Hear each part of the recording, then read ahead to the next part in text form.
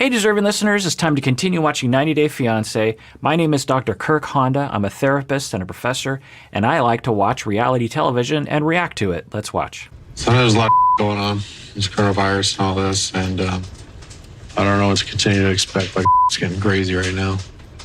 Life's crazy, and we're trying to do what we can, taking the steps in the right direction, but the world's upside down. So there's more of that extremely vague statements. Hopefully they can actually have a real, and I'm reminded of the very beginning of this season, just wanting to reach through the screen and saying, will you please just level with each other? Tell each other what's really happening in your heart. I'm guessing for Mike, he is thinking, I'm about a 10% on you. But instead he says, and let me move on, it's just, the way he communicates, it's just the most vaguest communication that you could have. And I get it, you know, when you suffer from relational traumas, you're terrified of vulnerability because you don't trust that anyone cares, but let's rewind it. Life's crazy, and we're trying to do what we can, taking the steps in the right direction, but the world's upside down. So yeah, I don't really know when the best time to do anything is anymore right now, so. The other possibility that I've had as a hypothesis this whole time is that a while ago, I think after she came to the States, he decided that he didn't want to be in the relationship anymore. I think he was sufficiently hurt that, or I guess there's a possibility he was sufficiently hurt. He was like, well, I'm completely done. Maybe even she'll just drift away and I won't have to confront that. There's a lot of people who have those kinds of relational traumas and they will avoid breaking up with people, even though they know that they want to, they know that they need to, but they're terrified of the conflict that will happen. I don't know, but that's another possibility. So he could be saying all these vague statements, just being like, I got 2 more weeks and then she's gone and then I won't have to worry about her anymore. I don't know. I know a lot of people kind of think that that's what he's going through. But I also want to point out that there's a possibility that he does really love her and does have some affection.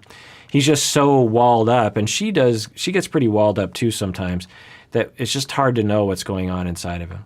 And people like him, or I should say, people with avoidant attachment style will often feel like an enigma. People with avoidant attachment, if you've ever been involved with someone, well, so let me ask you two versions of this question. One, if you've ever been involved with someone that felt like you could never really quite reach them, they seem to always be mysterious. That's one word that avoidant people will feel. It's like, oh, the person, they just felt very mysterious. Like I never really knew what they were thinking. They're kind of an enigma. I couldn't really read them very well. So that can be a red flag for someone that has avoidant attachment. On the flip side, if you yourself often are accused of being an enigma, being hard to read, for avoidant people, you will often hear multiple people say, you know, it's really hard to read you. Then that's another reason. Because when we're young, we learn that if we're being mistreated and neglected, even in minor ways, even with loving parents who mean well, they can create situations for children where they don't feel like they're being paid attention to. And the child has to rely on the self, and what the child does is they put up walls, and they learn, what's the point of even communicating my needs to other people, even non-verbally through facial expressions, because no one cares. And so they just turn off that system, and then as an adult, they still have that vibe with people as if no one is home, or as if they don't care. I don't know about Mike, I'd have to ask him, but let's continue watching.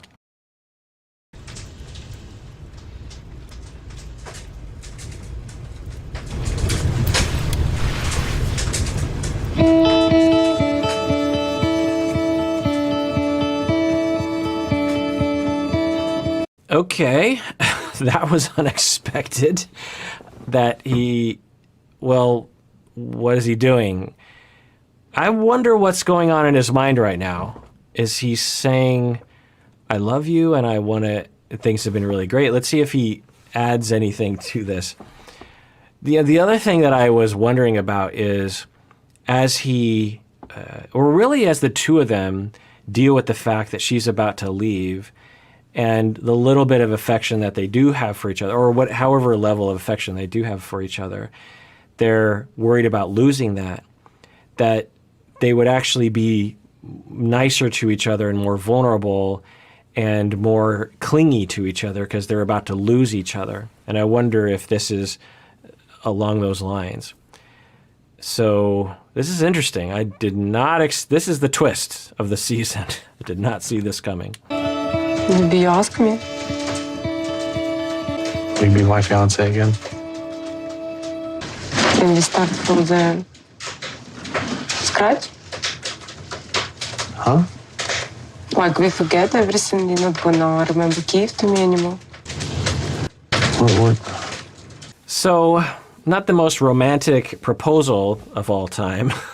I think for Mike, he's being extremely vulnerable for him in this moment. So that is interesting. And then from her standpoint, she's like, okay, this is great, but are we going to put things behind us?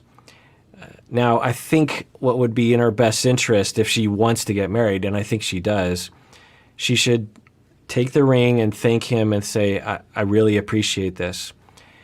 Now, can we talk about how we move forward? I think because for him, it's such a hard thing for him to reach out. It's such a hard thing for him to do this that anything short of complete euphoria from her and acceptance, I think he will see as I think he's kind of a black or white thinker in this way, and I think he will perceive that as 100% rejection.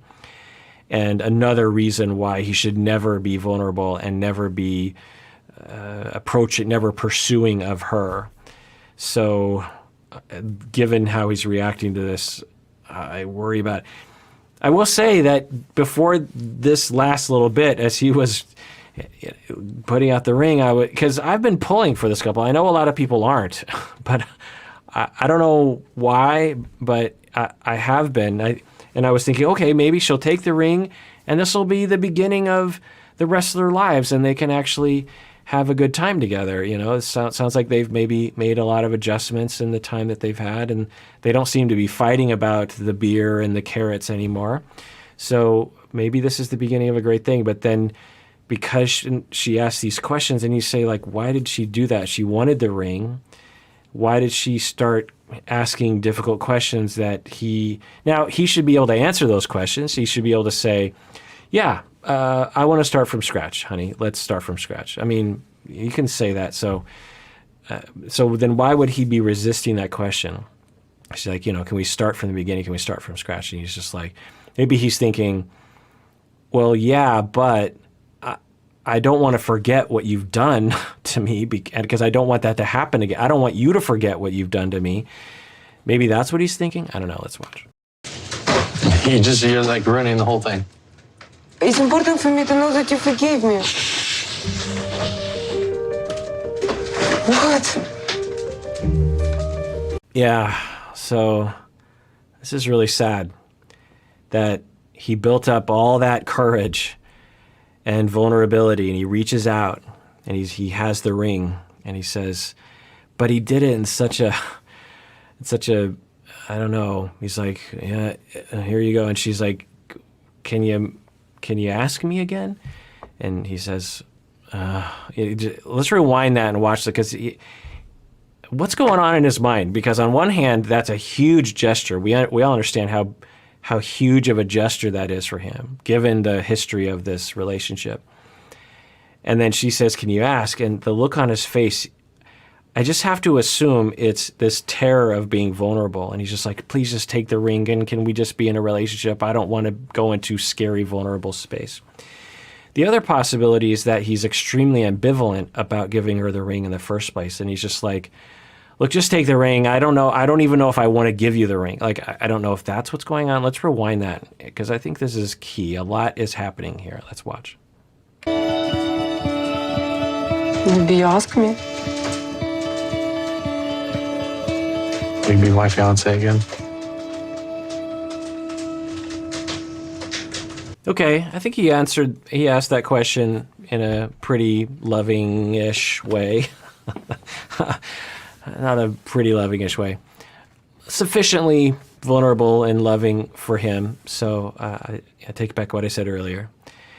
So the smart move, Natalie, is that if you want this to go well, is to take the ring and say, yes, thank you. Now, I really need you to forgive me, please. Can you please forgive me for what happened in the past? I want to move forward. I'm so sorry. Now, that's a secondary conversation, but now she's saying, okay, wait a second. I'll take the ring, but only if you forgive me.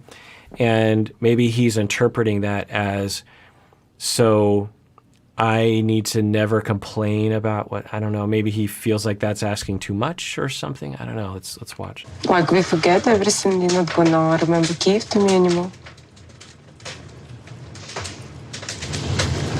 What? You're like ruining the whole thing. It's important for me to know that you forgive me. So there's nothing wrong with him saying, I don't think I'm ready to forgive you. And I don't want to start from scratch. That's okay. But the way he comes across, as defeated as he's coming across, it very much fits within that extreme avoidant attachment style, which is like, by policy, I am not vulnerable, but I have needs, and I love this woman, and I want to be with her, so I've got to be vulnerable. I've got to give her the ring again. I have to show her that I love her, so I'm going to do this little thing. And then if there's any kind of wrinkle, I'm out. Yeah, you ruin everything. You're ruining everything. You're making me vulnerable. You're making me uncomfortable. I don't know what to do in that space. And I assume everyone, the avoidant person, the avoidant attachment style person, assumes that everyone is going to leave them anyway. They assume everyone is doesn't care, because that's what they were shown when they were growing up. I don't know if this is true for Mike, but there seems to be a lot of signs of that by her asking, she's coming from a place of, I'll take the ring, and I really, really want you to forgive me for what happened, because then I believe that we can actually have an engagement that will go really well.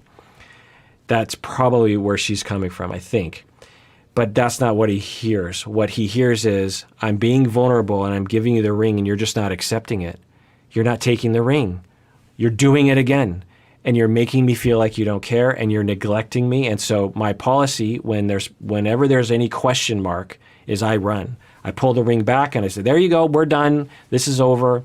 Because that's the avoidant style of just like, when in doubt, avoid. When in doubt, avoid. When in doubt, avoid. To protect the self, because you just assume that you're going to get hurt anyway.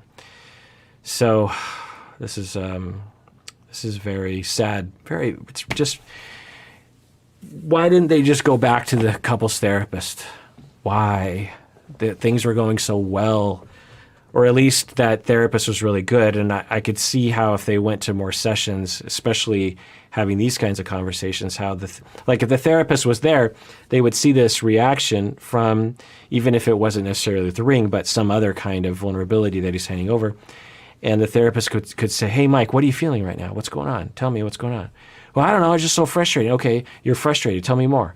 Well, it's eventually get to a place of, well, I'm hurt that she's not taking the ring. I'm hurt that she's not accepting. Okay, you're hurt. That makes total sense. Natalie, did you mean to hurt him? No, I didn't mean to hurt him. I'm so sorry that I hurt you. That you can facilitate those conversations, but I just can't see it happening here. So let's watch. Do you want to be my fiancé or not? Yes, I do, but do you forgive me that I gave you ring in Kiev? Do I forgive you? Yes. No.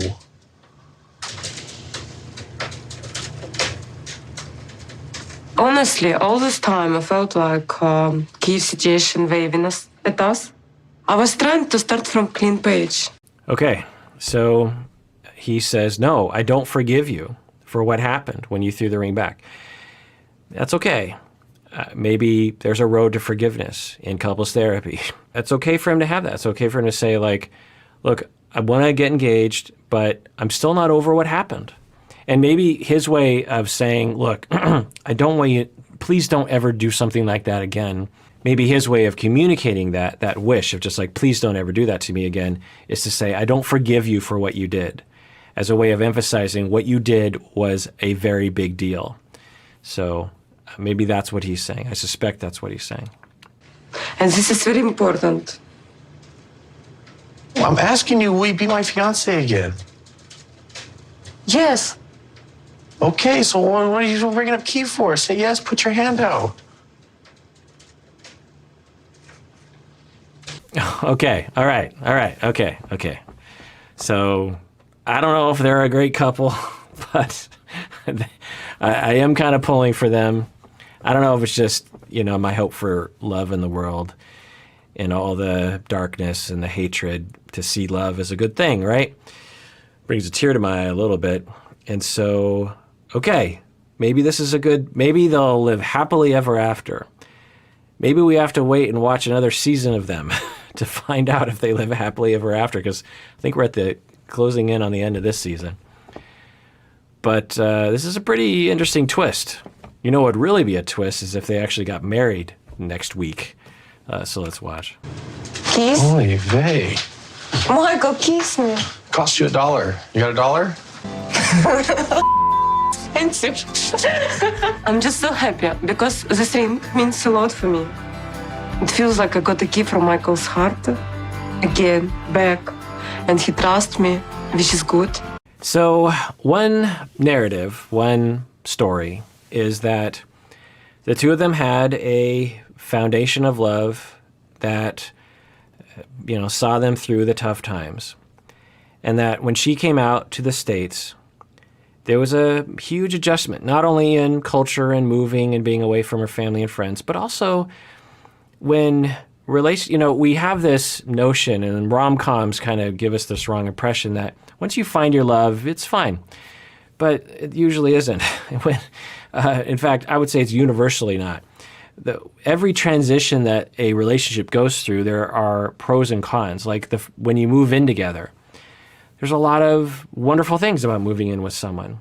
We can imagine all those wonderful things. There's also some bad things. You're on top of each other. You get sick of each other. You are more dependent on each other. You're more vulnerable to each other. There's all these things. There's a yin and yang to everything.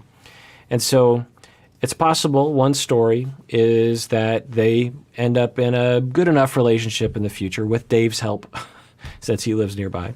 And when they look back at the beginning of their relationship, they say, wow, we had some bumps in the road in the beginning because I don't think we really fully trusted each other yet. And we didn't really have a way of communicating, or we didn't give each other the benefit of the doubt. And now we do because we've been in a longer term relationship. We have to remember that the two of these two individuals haven't had a lot of time together in person. They've done a lot of their dating over the internet. And so there's a lot to take in the beginning. There's a lot of adjustments you have to make. There's a lot of trust that you have to do. It's very normal to be in the beginning of a relationship where you're very dependent and very vulnerable, to be also very afraid and very triggered by the other person. And then, it's sort of a roller coaster in the beginning, and over time it levels out. So maybe that's one story. Another story is that they get in a fight tomorrow and they break up and she throws the ring back at him. So let's see what happens. I guess that's the glory of reality television. If you're interested, we have merch. You can click the link below and get merch. We have various different shirts and tote bags and mugs and stuff. And I like them. I actually wear the shirts casually around the house. My wife designs them, so I think they're pretty cool. It's up to you, of course. Everyone out there, please take care of yourself because you deserve it. You really, really do.